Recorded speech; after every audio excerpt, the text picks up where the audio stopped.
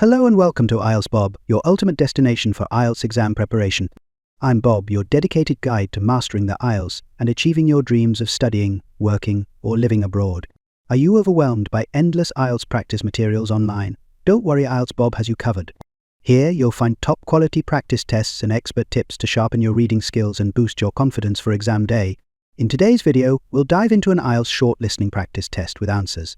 Whether you're just starting your IELTS journey or striving for a perfect score, this video is tailored to help you succeed. If you find this helpful, don't forget to like, subscribe, and hit the notification bell to stay updated with the latest IELTS tips and practice materials from IELTS Bob. Let's unlock your potential and make IELTS success your reality. Are you ready? Let's get started.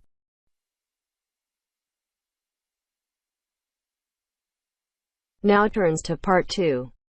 Part 2. You will hear a speaker talking about saving energy in the home. First, you have some time to look at questions 11 to 12.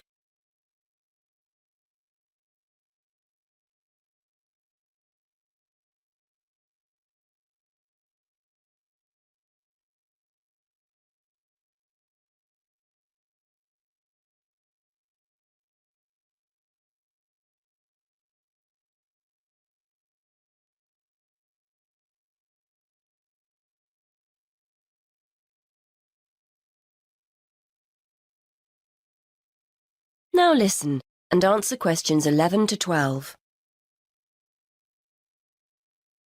Many thanks for inviting me along to talk about saving energy in the home. This is a key issue for many people who now find themselves on tight budgets.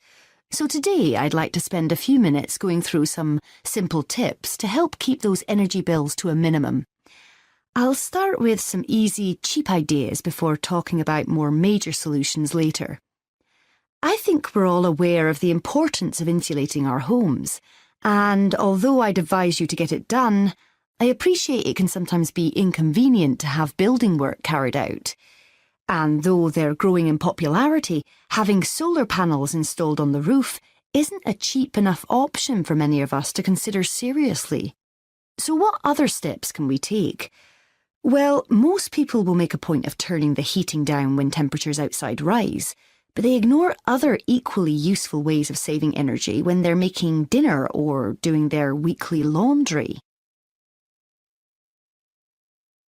Before you hear the rest of the talk, you have some time to look at questions 13 to 20.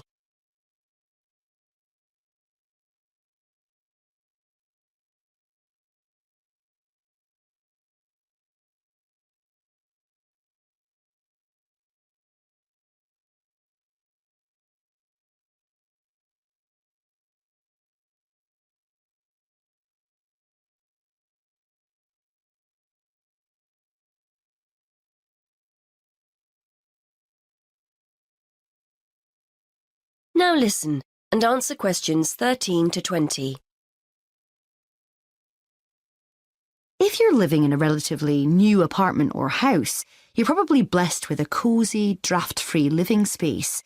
But for those of us in older properties, the chances are there are gaps all over the place where cold air is getting in. Walk around your home and place the back of your hand around window frames. Can you feel cold air coming in from outside? Get down on your knees at the doors. Is there a draft at floor level? Fix these drafts with some cheap draft excluders and savings in heating bills will begin straight away. And are you using the latest energy-saving light bulbs? I'm not recommending you go around your entire property throwing out older ones and replacing them all immediately. But next time a bulb goes, make sure you buy an energy-efficient alternative. And what about heating? If you have radiators in every room, do you need them all switched on throughout the day? If they're on timers, set them efficiently. Then there's the laptop or your TV. Do you leave them switched on overnight or on standby? Don't waste money. Turn them off. And that goes for lights as well. You'd be surprised how many people leave them on when they go out. There are also guaranteed savings to be made in the kitchen. I'm always telling my husband not to overfill the kettle when he makes a cup of tea. Why boil more water than you actually need? When you consider how many times that kettle gets used every day, you'll appreciate just how much electricity can be saved by boiling what you need and no more. And the next time you're cooking pasta or potatoes, keep a lid on the pot. The water will boil much more quickly than if you leave it off. And if you've bought yourself a pressure cooker or steamer and it's sitting in the cupboard never being used, get it out.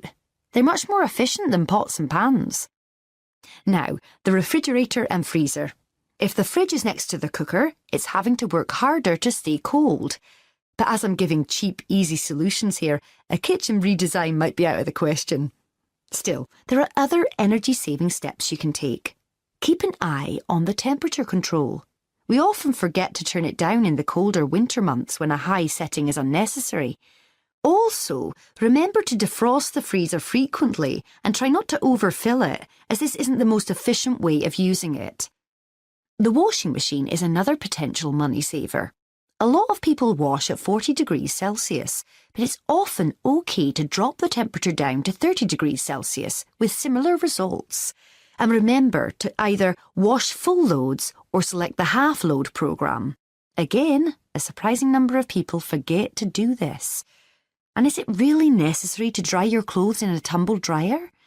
If you have a garden or a yard, hang them outside.